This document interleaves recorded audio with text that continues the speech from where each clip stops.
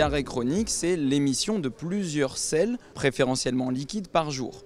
Et beaucoup de patients qui vont se présenter en consultation, en fait, ne vont pas véritablement avoir une diarrhée chronique. La principale cause de consultation pour diarrhée chronique, c'est en fait une fausse diarrhée. Ça peut être une selle molle, et très souvent des patients vont venir en consultation et vont parler de diarrhée chronique alors qu'en fait, ils ont 1 ou 2 selles molles par jour, ce qui n'est pas une diarrhée. Et puis l'autre cause qui est assez fréquente, c'est la fausse diarrhée du constipé, qu'il faut véritablement éliminer, avec des patients qui vont avoir, c'est assez caricatural, des patients qui vont souvent vivre en institution, prendre des morphiniques, parfois avoir du mal à se déplacer, et qui vont donc avoir la constitution d'un véritable fécalome. Et ce fécalome peut aboutir à une fausse diarrhée parce qu'en aval de ce fécalome, eh bien, le tube digestif va continuer à produire des sécrétions, et ces sécrétions vont en apparence donner de la diarrhée. Et ce qui est très important là, dans ce piège diagnostique, c'est qu'en fait le traitement évidemment de la diarrhée est complètement à l'opposé du traitement de la constipation. Et donc donner un antidiarrhéique à un patient avec une fausse diarrhée, c'est aggraver son problème.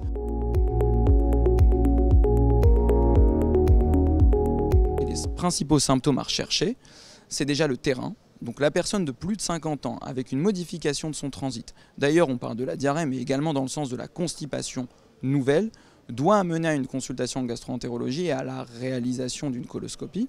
Et puis ensuite, l'ensemble des autres signes. Alors ça peut être du sang dans les selles, des rectorragies, ça peut être une altération de l'état général, sur le plan de la prise de sang, une anémie avec une carence martiale, une baisse du fer.